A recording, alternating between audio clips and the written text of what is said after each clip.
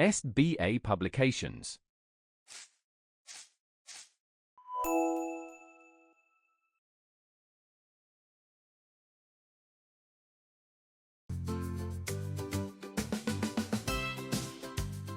Hello, dear students, how are you all? I hope that you're doing nice and enjoying your story very much.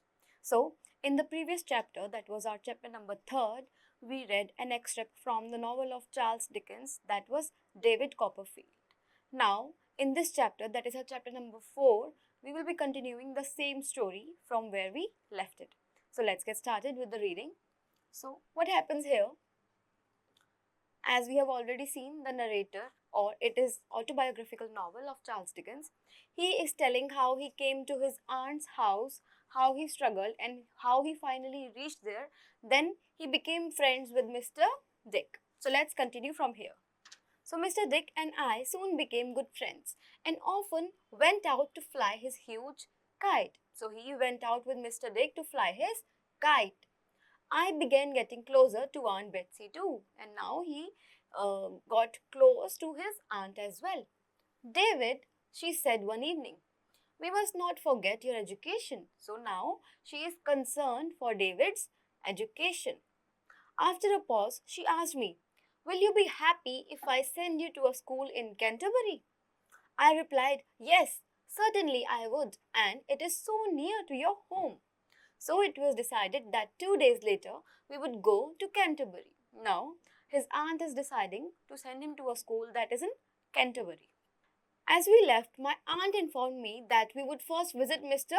Wickfield, an old friend of hers.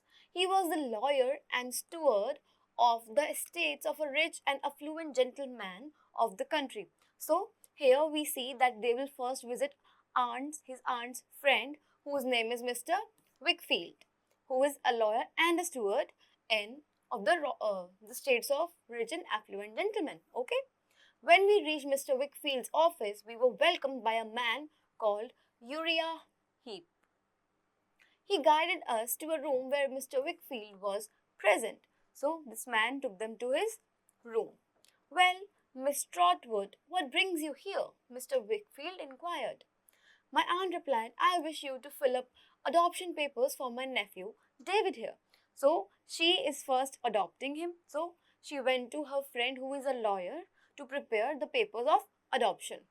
In fact, he is my grandnephew. I also want advice on a school in Canterbury where David could be taught well and treated well.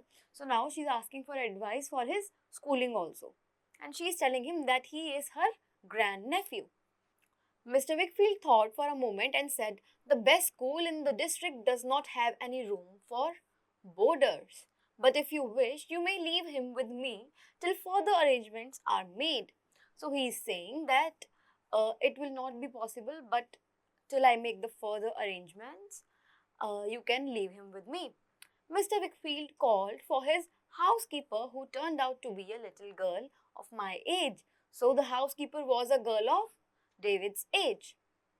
Mr. Wickfield told us that her name was Agnes and she was his daughter. So he makes him meet with his daughter, whose name is Agnes. Later, Agnes told me that she had lost her mother when she was born. Agnes considered it her duty to stay at home and look after the house of her father. So this girl, Agnes, she tells him that she lost her mother when she was born, and now she considers it her duty to stay at home and take care of the home of her father. Okay. When my aunt prepared to leave, she said, now David, never be mean in anything, never be cruel and never be false.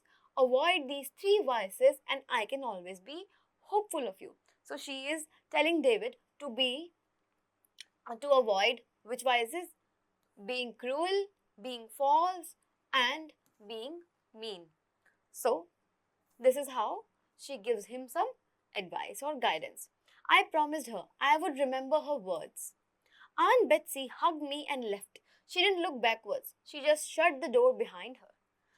So now she leaves after bidding farewell to him.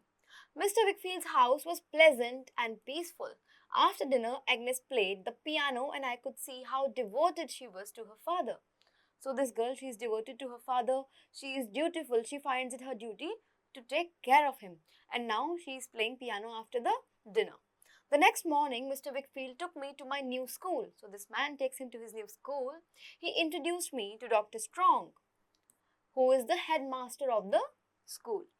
The head boy, Adams, showed me round and introduced me to the masters. Now, the head boy of the school, he introduced him to all the masters of the school. I was quite at ease, but very conscious of the difference in learning and experience between the other boys and myself. So, although he found the place very nice, but he could find some trouble in studying. He was a little different from the other boys because they have been studying already the things that he got to know now. Everything was new for him. That evening, Mr. Wickfield asked me again if I thought I should like to stay on with him. I told him that I would like that very much.